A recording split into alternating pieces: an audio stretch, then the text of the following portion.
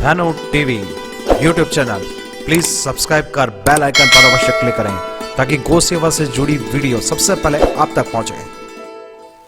विश्व का सबसे प्रथम गो अभ्यारण्य श्री कामधेनु गो अभ्यारण्य सालरिया, वहां पर यही सड़क पर घूमती हुई गौ माता ही, सड़क पर घूमने वाली गौ माता ही आज 5-5 लीटर दूध दे रही है। कारण क्या है? अच्छा संवर्धन, अच्छा संरक्षण, अच्छे नंदी से उनका संवर्धन किया गया, अच्छे नस्ल सुधार के ऊपर ध्यान दे करके अच्छी नस्ल के नंदी से उनका संवर्धन किया गया और अच्छे संरक्षक मिले पतमेड़ा बाबूजी जैसे, और लाखों लोगों को, आज हजारों लोगों को जोड़ करके सबके मन में गौ माता के प्रति प्रेम जगा करके अच्छे ग्वाल वहां पर गौ सेवा करने के लिए रखे, तो समय समय पर उनको खिलाया पिलाया जा रहा है। इसलिए वहां पर जो गौ माता है, आप आकर के देखना, आप खुद कहोगे कि वास्तविकता में इन गौ माता का कायाकल्प हो गया। 2020 में जब लाल सिंह जी खेड़ी ने गौ अभ्यारण्य में क्रांति करी थी, प्रोटेस्ट किया था, उस समय कई गौ माता 3000 से अधिक गौ माता शरीर छोड़ करके चली गई थी। उस समय कम जा रही थी, लेकिन 2022-23 तक 3000 से अधिक गौ माता मरी। इस अभ्यारण्य को खोलने वाले राज्य सरकार है, मध्य प्रदेश राज्य सरकार।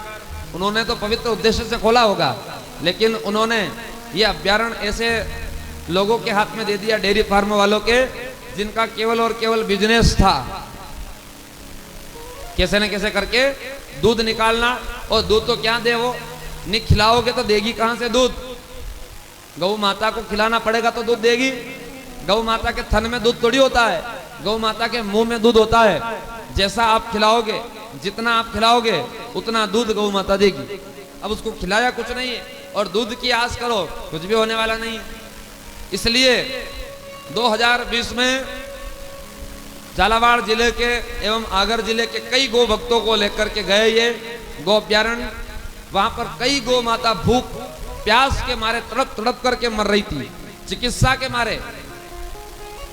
बीमारी लग गई गौ माता को तो चिकित्सा करने वाले कोई नहीं, औषधि लगाने वाले कोई नहीं, उनके दवाई पिलाने वाले कोई नहीं, समय से पानी पिलाने वाले नहीं, समय से घास खिलाने वाले नहीं। ऐसी स्थिति में फिर लाल सिंह जी भाई साहब को, सरपंच साहब को पता चला और फिर सभी युवाओं को लेकर के ये गए और वहां जाकर के जब आवाज उठाई सरकार के खिलाफ भी, और जिन डेयरी फार्म वाले जिन्होंने ऐसी दुर्दशा गौ माता की करी उनके खिलाफ आवाज उठाई, तो उस समय फिर धीरे धीरे सरकार के कान पर यह बात चल पड़ी कि अगर इस गौ अभ्यारण्य की अगर व्यवस्था को नहीं सुधारा गया, सुधार नहीं किया गया, तो हो सकता है कि सरकार गिर सकती है, क्योंकि बहुत भयंकर व्यवस्था बिगड़ रही थी। इसलिए उन्होंने, राज्य सरकार ने पतमेड़ा बाबूजी को पत्र लिखा और पत्र लिख करके आग्रह किया कि इस गौ अभ्यारण्य की व्यवस्था अब आपको देखनी है, इसकी सेवा हम आपको सौंप रहे हैं। तो पतमेड़ा बाबूजी ने कहा कि हम रखने के लिए तैयार हैं, लेकिन जितना अनुदान आज मिलता है उतने अनुदान में गौ माता की सेवा नहीं हो सकती है। प्रतिदिन का खर्च गौ माता का 90 रुपये 100 रुपये है, 100 रुपये रोज का खर्चा है। 50 रुपये सरकार दे तो काई से तो उस गौ माता का पेट भरो और काई से वहां नव निर्माण करो। तो राज्य सरकार ने बात को मानी और 70 रुपये एक गाय के देने प्रारंभ किए। आज उस गौशाला का कायाकल्प हो गया। वो गौ अभ्यारण्य नहीं बचा, वो स्वर्ग बन गया है, स्वर्ग इस धरती का। और ज्यादा दूर नहीं, आपके पास में, यहाँ से 10-12 किलोमीटर दूर इस धरती का, इस पृथ्वी का, इस मृत्यु लोक का स्वर्ग बन गया है। इस राजस्थान झालावाड़ जिले के और इस मध्य प्रदेश की धरती का स्वर्ग है। गौ सागर तो पतमेड़ा में है, लेकिन अगर नजदीक अगर गौ सागर आपको देखना है या अगर स्वर्ग देखना है तो आप श्री कामधेनु गौ अभ्यारण्य सालरिया में पधार करके देखिए।